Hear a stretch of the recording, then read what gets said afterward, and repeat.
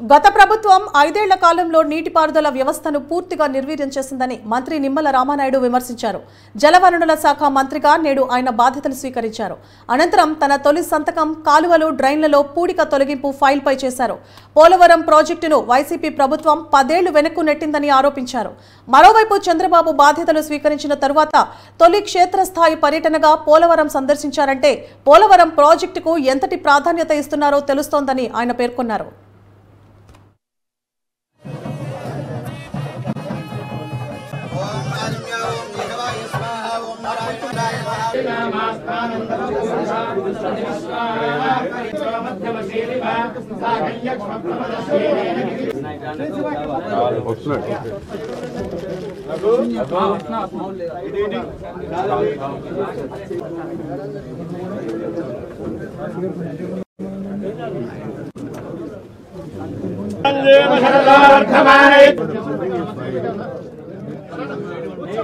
Secretary to give instructions.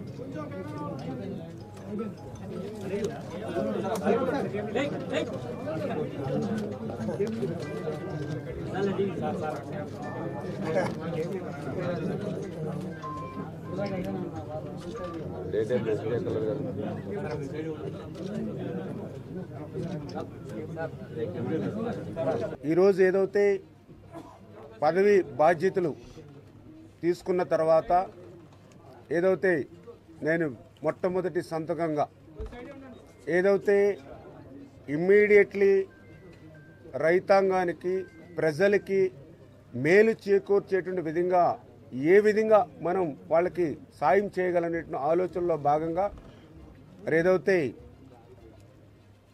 గత 5 సంవత్సరాల జగన్మోహన్ రెడ్డి పాలనలో కనీసం తూడుకి గురబడకి కూడా మందు కొట్టలేనిటువంటి స్థితిలో చిన్నపాటి వర్షానికి కూడా వేలాది ఎకరాలు ఏదైతే పంట ముంపు గురవుతూ ఉందో ఈరోజు జూన్ 20వ తేదీ వచ్చినా కూడా ఇప్పటికీ కూడా జగన్మోహన్ రెడ్డి గత ప్రభుత్వం కనీసం మరి ఎస్టిమేషన్ వేయడం కానీ టెండర్లు పిలవడం కానీ వర్క్ ఆర్డర్లు కూడా అంటే సీజన్ దాటిపోయినా కూడా వ్యవసాయం పట్ల రైతాంగం పట్ల ఎంత నిర్లక్ష్యంగా వ్యవహరించి ఈ ఖరీఫ్ సీజన్ కూడా పంట ముంచేసేటువంటి విధంగా గత ప్రభుత్వం ఏదైతే పనిచేసిందో దాన్ని ఇమ్మీడియట్లీ అయినా కొంత మేర కరెక్ట్ చేయాలనే ఉద్దేశంతో ఇమ్మీడియట్లీ ఏదైతే ఆ డ్రైన్స్లో కానీ కెనాల్స్లో కానీ ఎక్కడైతే ఆ యొక్క గురబడెక్క తూడు ఇటువంటి బీడ్ అంతా కూడా ఇమ్మీడియట్లీ క్లియర్ చేయమని చెప్పేసి ఒక ఇన్స్ట్రక్షను.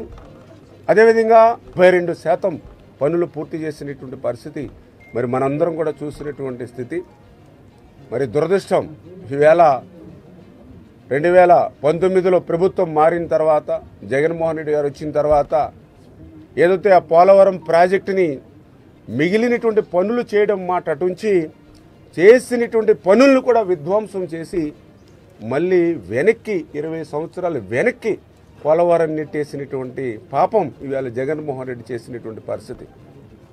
మొన్న చంద్రబాబు నాయుడు గారు పోలవరం క్షేత్ర పర్యటన, ఎందుకంటే ఆయన ముఖ్యమంత్రిగా ప్రమాణ స్వీకారం చేసినటువంటి 5 రోజుల్లోనే పోలవరాన్ని సందర్శించారంటే ఆయన ప్రాధాన్యత ఏంటనేది మనందరికీ అర్థమవుతుంది.